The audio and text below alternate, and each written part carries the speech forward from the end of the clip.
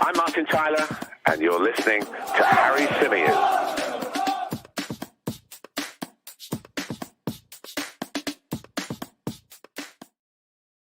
Hey everybody, how's it going? Welcome back to another live edition of the Chronicles of a Gooner, the Arsenal podcast, part of course, the 90 Min football family. As ever, I'm your host, Harry Symeou, and on this episode of the show, we're going to be rounding up all the latest Arsenal-related news, reports, all the rest of it. We'll be having some discussions around a load of these stories, and of course, we'll be taking your thoughts and questions a little bit later on from the live chat box.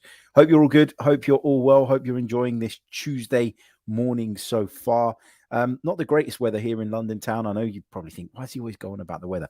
Keep saying it, has a massive impact on my mood. And I'm not in the greatest mood today because I am starting to grow a little bit impatient with some of these stories. Rice, come on, get it done, get it over the line.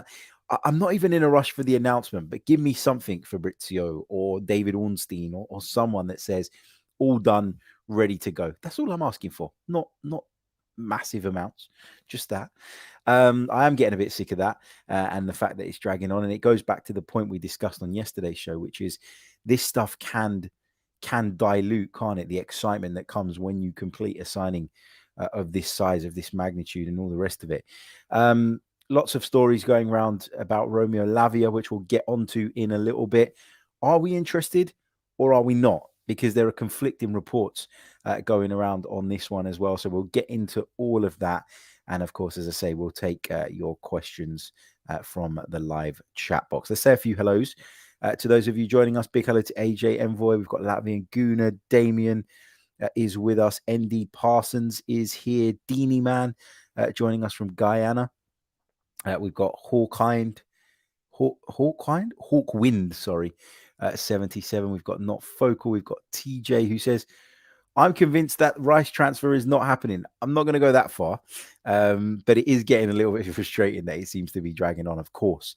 But I'm not concerned about it getting done. I think it is going to be done, and I think the announcement is going to come sooner rather than later. But yeah, you kind of want to just draw a line under that now, don't you? And focus on maybe other targets or the next phase of Arsenal's summer transfer strategy.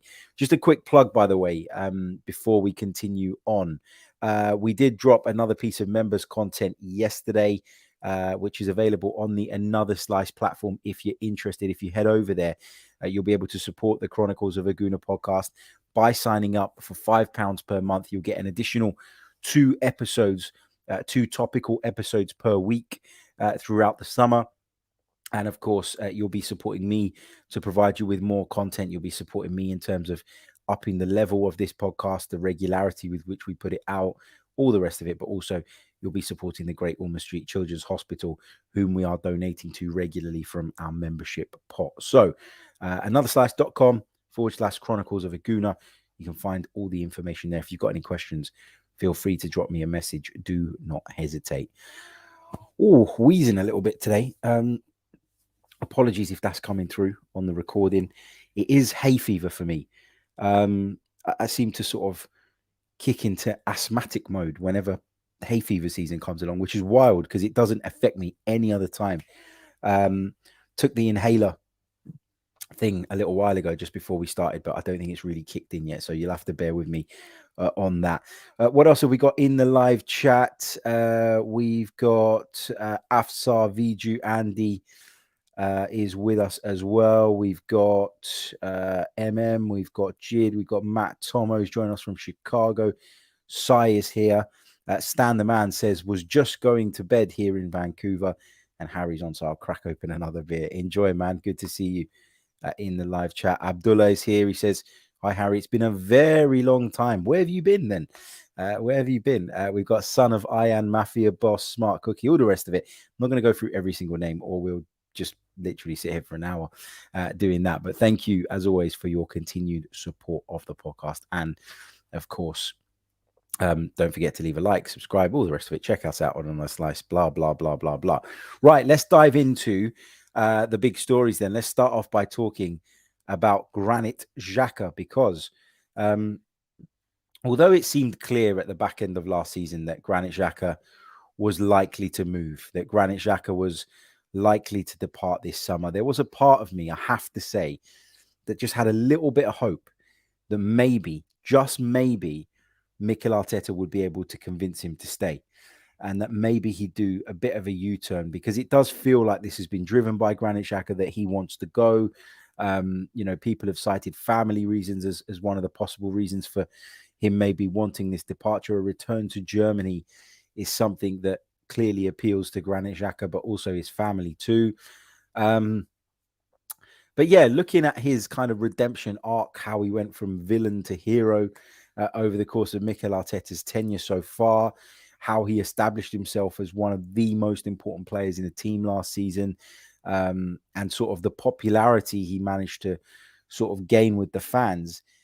You do feel a little bit sad that it's coming to an end now. I certainly feel that way anyway. I feel like I defended Granit Xhaka a lot because I felt that he got a rough ride at times when he didn't necessarily deserve it.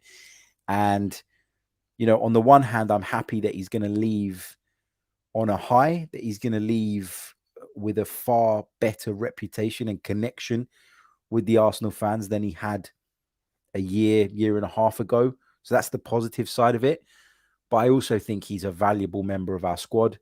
I think he brings an experience, a leadership that isn't easy to come by in the modern game. And I do think that despite us making moves in the transfer market to address these positions and all the rest of it, I do think that it weakens our squad to lose somebody like Granit Xhaka. For me, I'd have loved to have kept him. Don't know exactly what his role would have looked like had he stayed. And although he hasn't signed on the dotted line just yet for Bayer Leverkusen, this is moving very much in the right direction. Now, we heard back in May that Bayer Leverkusen had put an offer on the table, which was worth around about £13 million, which we all agreed at the time was almost insulting based on how good Granit Xhaka had been and how important he was to the team. The fact that, he was a regular in the starting 11 and somebody that Mikel Arteta really leaned on and relied on for so many different reasons. We all agreed that the £13 million offer, as I say, was probably insulting. Arsenal have gone back, have obviously batted that away. Conversations have been ongoing. Discussions have been had. And Arsenal, according to reports, Kaya Kainak put this story out yesterday of Football.London, have managed to agree a deal with Bayer Leverkusen to the value of 25 million euros, which translates to around about 21.5, maybe slightly just over £1 million. Now, I still don't think that is a massive amount of money. I still don't think that reflects the importance of Granit Xhaka on our side. But I also understand that you have to take other factors into account here. So his age, wrong side of 30, people always talk about that and what a big deal that is, or can be seen as. Add to that as well that his contract situation is what it is with a year remaining. You can understand why Arsenal can't get top dollar, and probably would see the deal collapse should they push that little bit harder to get more. But at the same time, I just think when you look at the way the market is right now, I mean, look at what Chelsea are paying. I beg your pardon, Manchester United are paying to get Mason Mount in. Look at what they're paying to get him in. He's going into the final year of his contract. Look at what we paid to get Gabriel Jesus in going into the final year of his contract. Now, I understand that those players are of a younger age profile. They feel like a more worthwhile long-term investment, all the rest of it.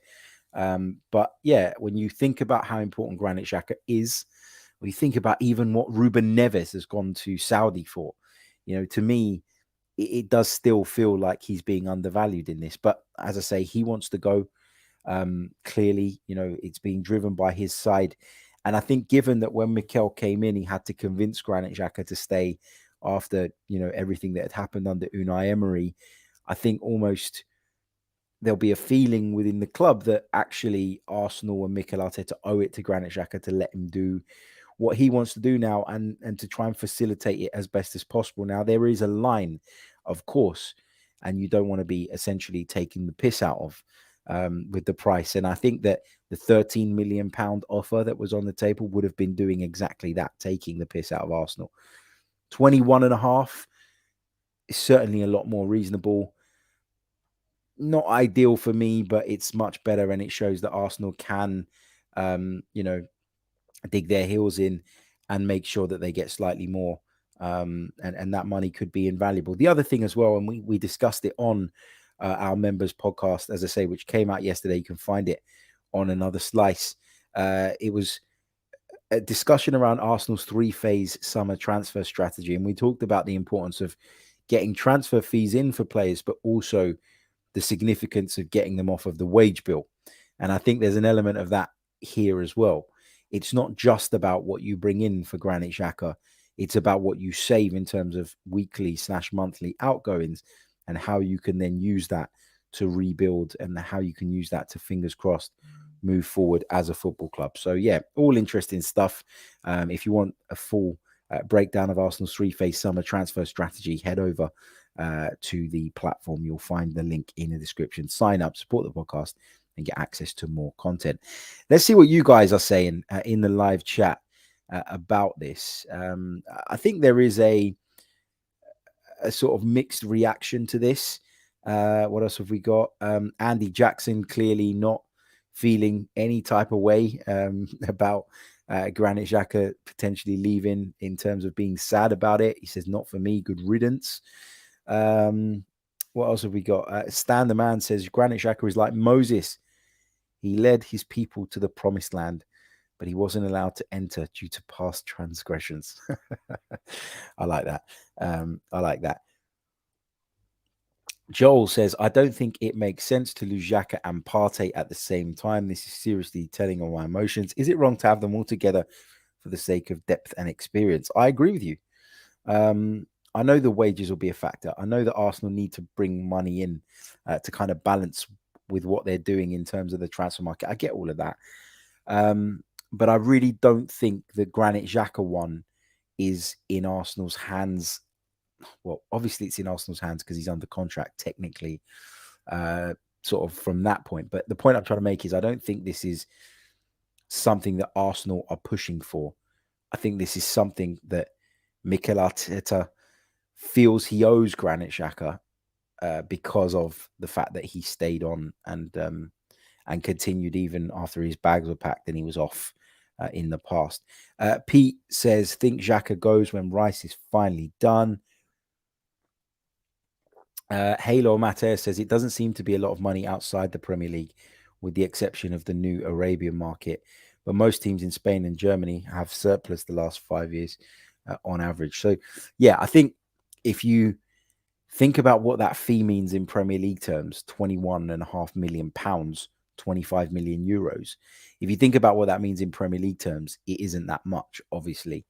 But yeah, if you translate it to the Bundesliga, then all of a sudden it's probably around the value of 45 million pounds. And that becomes very, very different. And I think this is something that we as fans have to become aware of and condition ourselves to understand, is that the financial disparity between the Premier League and everybody else is so great right now that there are going to be deals that to us don't look like amazing value, but you can bet that your Bundesliga club, your La Liga club, your Serie A club have had to really push the boat out to do that, and will feel that based on their financial situations and their means that they're doing exactly that, and they are being reasonable in their offers as a result. So you got to bear that in mind as well, of course.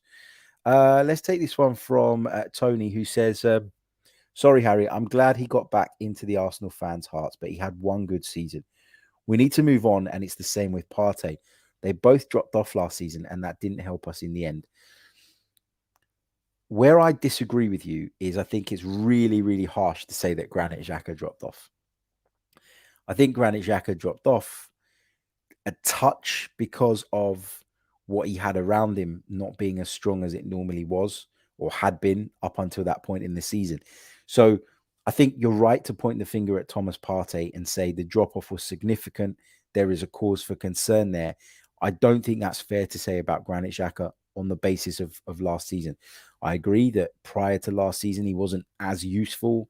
And there was a reason that he wasn't as well liked as he turned out to be this season.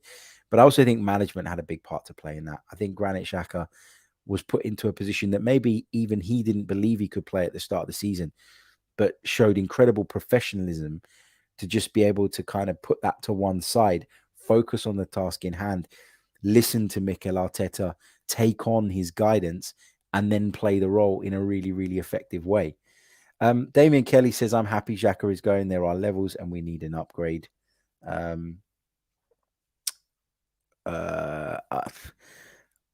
think there are upgrades available. Of course there are. And I think we've probably got a couple in. But I think that you need depth, and we are taking away from the depth by allowing him to go. Dirt McGirth. I mean, you got a name like that on social media. He's got a picture of Arteta with bottle job on it. 3-phase summer plan. People actually buy into this PR nonsense. How about managing £600 million of players and not bottling the league? How about you support somebody else with nonsense takes like that? What else have we got? Some of you talking about Tchouaméni. There's still reports of that going around, but I don't see that coming to fruition. Not at this point. Anyway, right. Let's take it on from the Granit Xhaka story. So just to kind of wrap up on that, Arsenal are said to have agreed a fee with Bayer Leverkusen to the value of €25 million, translates to around about £21.5 million. And that is going to see the Granit Xhaka deal done as soon as Arsenal has captured Declan Rice, you feel. Let's talk about the boys returning back to training. Images of some of them arriving back at London Colney yesterday. There was only a few pictures going around, so I've seen people online saying, why isn't this player there? Why isn't that player there? You've got to remember that they all have different schedules. Some would have been involved in international games at the end of the season, therefore have a slightly extended break. That's one of the real difficulties of preseason. I think you don't get to get everyone back at the same time. And so there'll be varying levels of fitness, which makes your preparation to the season that little bit more complicated. But lots of players coming back. We saw Trossard, we saw Jesus, we saw a number of others. No pictures of William Saliba, which I think caused people to panic. But there were images of him, Tomiyasu, and a couple of others away training in Spain over the summer. So that doesn't mean that Saliba's not ready or hasn't come back. The truth is we don't know that. We only get to see the pictures that the club decides to put out. So you've got to make sure you're aware of that and not go into too many unnecessary panics off the back of it.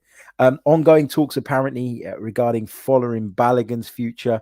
Arteta said to be very, very impressed with him and wants to keep him at the football club. But at the expense of what and at the expense of who? This is the real interesting question here, because if you want to keep Folarin Balogun, then you've got to question whether there's still a place for Eddie Nketiah. You've got to question the idea of, essentially waving away what would be a significant transfer fee that you could get for Balogun because of how well he performed last season. Talked a lot about his commercial value, being the US men's national team centre forward now and all the rest of that. Arsenal will have to think about whether they believe that he's good enough to kind of write off the money that they would be getting in. Now, everybody keeps talking about Arsenal's spend and how ambitious they've been. I promise you they're going to try and recoup as much of that as they can in this window, because that's the way we operate as a football club. It's not criticism. I'm not knocking them. That's just the way it goes. Folarin Balogun is said to be valued by Arsenal Football Club at around about £50 million.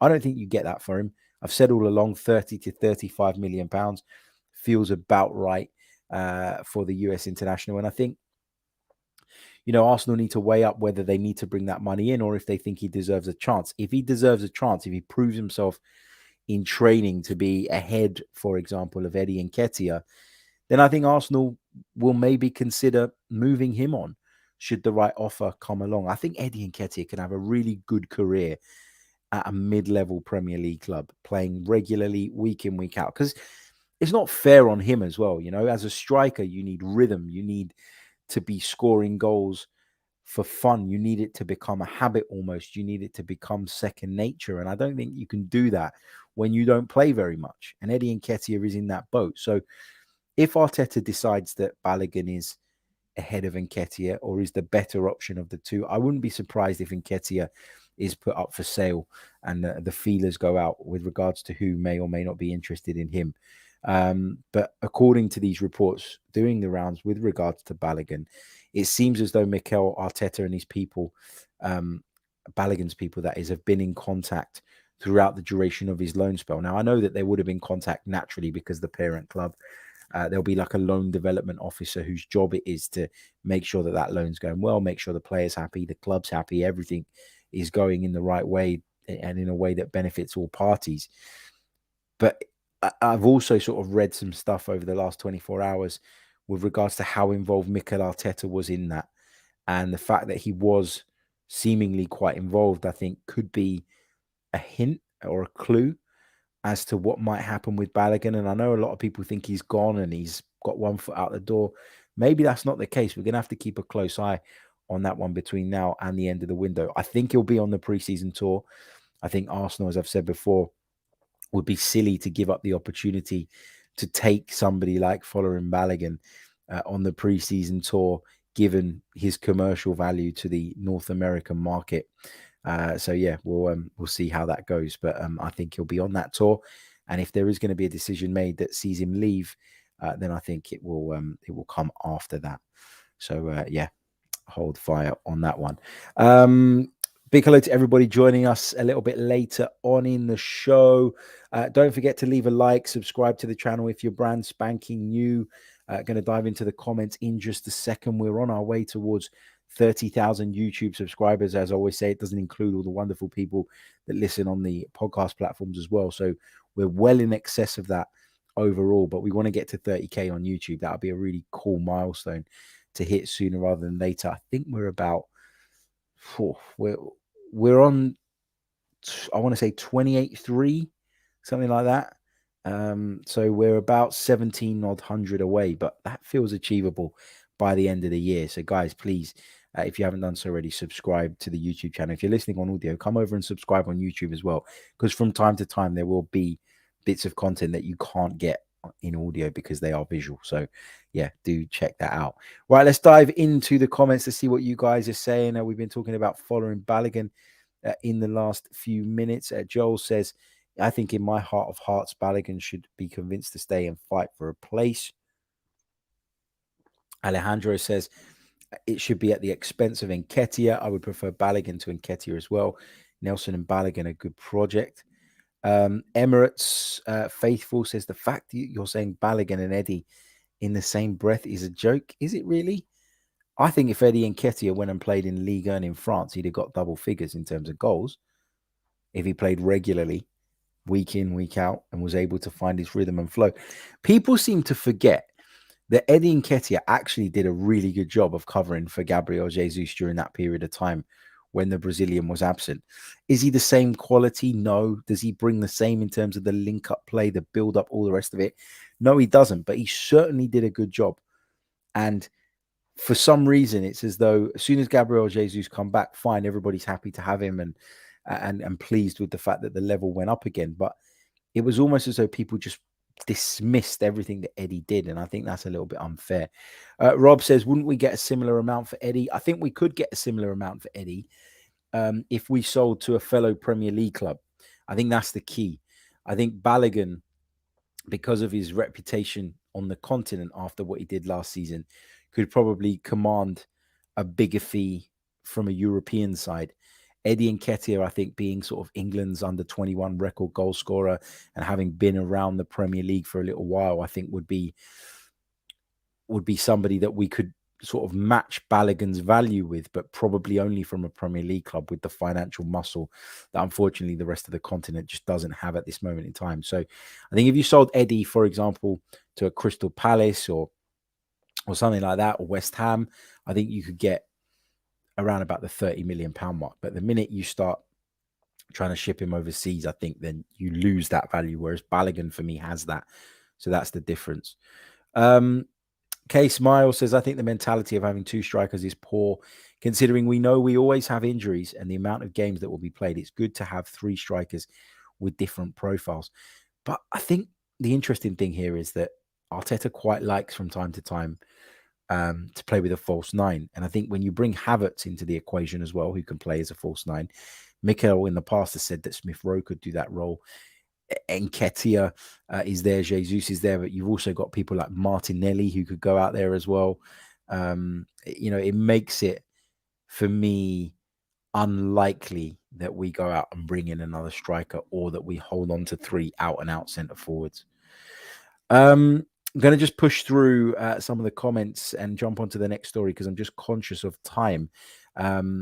But we will get to your questions in a little bit. Just want to quickly touch on the Romeo Lavia stuff. We talked yesterday about the fact that Liverpool seemed to be leading the race to sign him, and that Arsenal were at risk of potentially missing out on the Southampton man. And the truth is, I just don't know what to believe right now when it comes to Arsenal's rumoured interest in the midfield player. Because yesterday, I think the Times said that Arsenal were interested.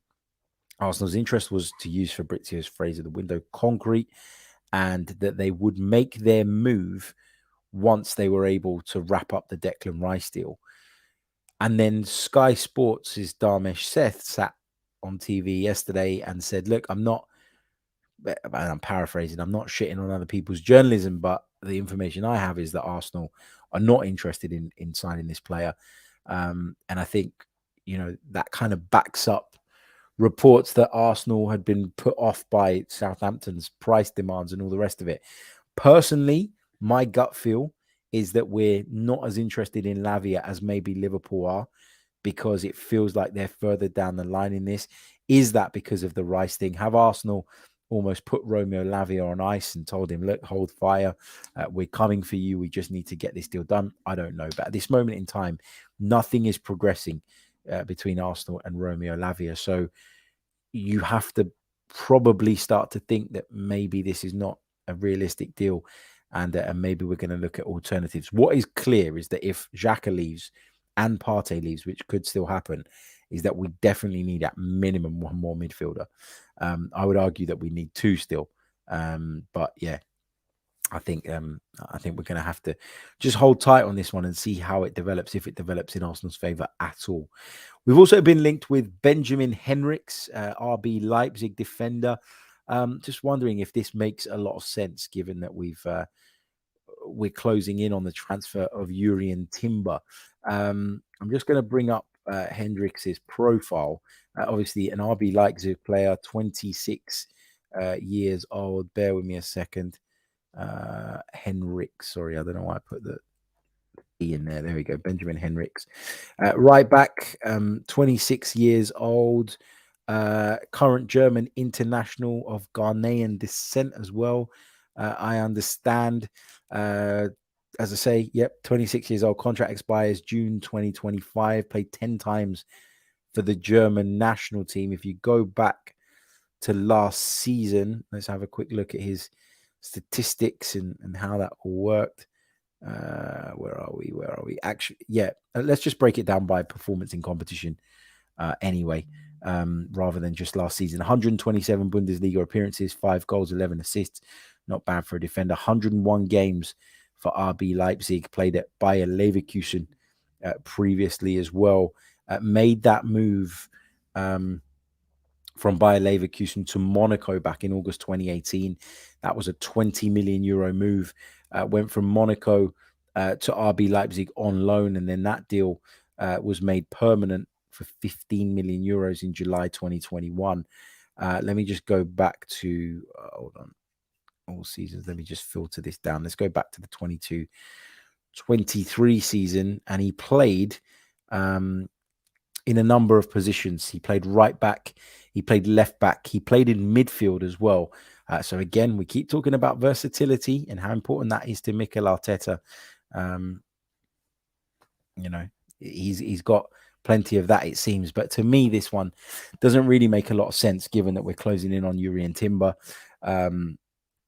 And also because from what we're hearing out of Germany, RB Leipzig have zero interest in letting this player go. And what that means is that you're going to have to really break the bank to get it done. Now, according to Transfermarkt, he's valued at 15 million euros, which is reasonable. But you'd imagine that if RB Leipzig want to keep a hold of him, they're not going to allow this to be done in a cut price fashion. They're going to want to make sure that they get a lot of money in for a player that clearly they don't want to lose. And I don't know if Arsenal have it in them to go and do another big deal prior to selling players. Phase 2 of the transfer window is upon us, as I explained on our members podcast yesterday, which remember you can check out via the link below. Okay, that's that one. Also, Arsenal remain interested in Joao Cancelo, according to reports coming out of Germany. And the reason for that is he's a player that Mikel Arteta admires, a player that Arsenal would quite like to add. Although Joao Cancelo's preference, according to reports, is to go to Spain, Arsenal are one of the only clubs really with a concrete, should we use that word again, interest in the player, who have the finances to give him something along the lines of what he was earning at Manchester City, or at least something that kind of stacks up to that in some way, as well as being able to pay a transfer fee to Man City to get him in. This is the problem that Joao Cancelo is having right now. So I think this is one Arsenal are keeping an eye on. And if the opportunity presents itself, they may pounce. But at this moment, nothing is close on that one. Also, Alessia Russo, very close to joining the Arsenal women's side. Confirmation is almost here. There were rumours that the reason the stadium tours were cancelled or postponed yesterday afternoon, and the club put out on their website that it was due to club activity, was because they were filming something with regards to her announcement. Hopefully they were filming bloody Declan Rice's as well, because we're still waiting for that, by the way. But yeah, that's all the latest stories. I'm going to take a couple of questions from the live chat box, just because I do have to run and pick up my son from nursery. I mean, these 12 o'clock finishes are a nightmare, aren't they? I mean, what's the point in even going in? By the time I drop him off, got to go and pick him up again. Let's take this one from Laka.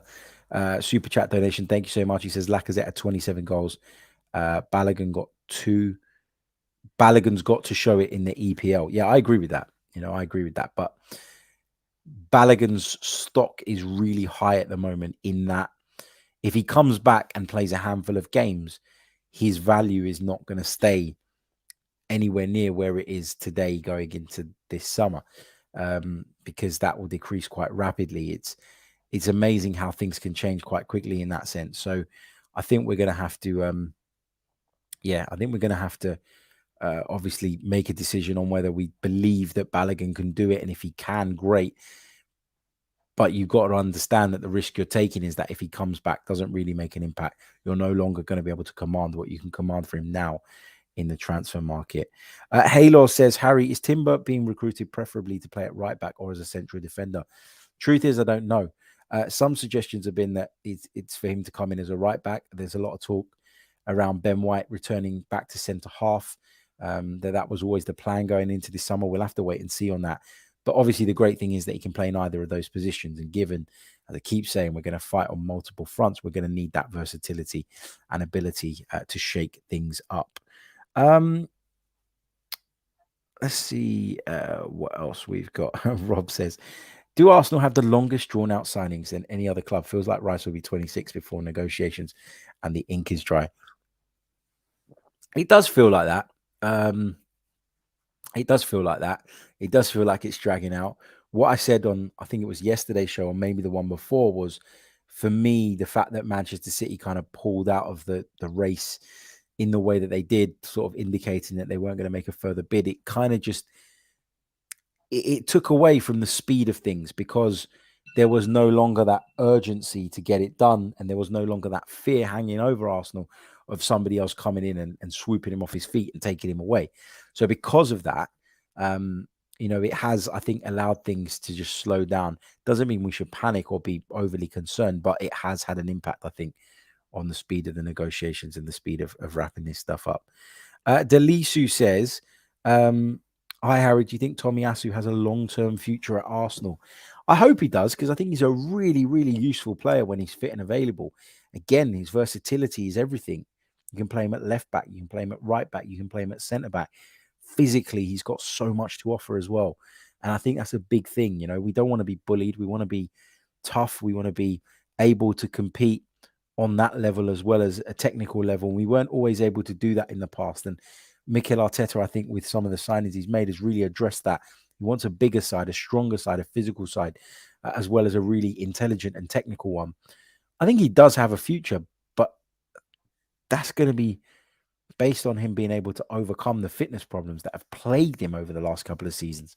So as a player, in terms of what he offers, absolutely, but he needs to be able to stay fit, because ultimately you can't fight for a place in this side if you're not fit and available. Going to take one more just before I dash. I'll take this one from Jid. Do you think Arteta's ruthlessness can be problematic in the future? There are so many players that seem to have lost faith after just one season. Sambi, Tavares, Guendouzi, Pepe, Marie, etc. I don't know. I think ruthlessness is required to be at the top level and to compete at the top level. I think that it's almost refreshing to see that, because there was a lack of that, at Arsenal in recent years, and that was a big problem. I think as long as the team's performing and as long as the team's doing well, nobody will ever look at him and say he was unfair with these players. People will look at it through the lens of, well, they weren't good enough and Mikel Arteta had to make a decision. When you're not performing and you're not getting results, then people will start to scrutinize your every decision and your every move. And all of a sudden, the likes of Lokonga, Tavares, Guendouzi, as you mentioned, they can become an issue for you as a manager in terms of the perception of how you dealt with those situations. Right now, I don't think it's a problem. But if things take a turn for the worst, or those players go off and do great things elsewhere, then people will, of course, look at that.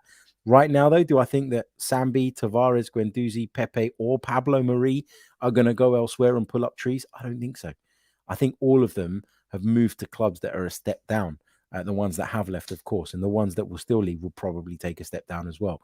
So, no, not really a concern for me at this stage, but things change and you need to be across them. Right, guys, I am going to leave it there. Thank you so much for tuning in. I really do appreciate it. Don't forget to leave a like on the video if you haven't done so already. Subscribe to the channel if you're brand spanking new. We'll be back with more very soon. Until then, take care of yourselves. Have a great Tuesday, and I'll see you when I see you. Until then, goodbye. I'm Martin Tyler, and you're listening to Harry Symeou.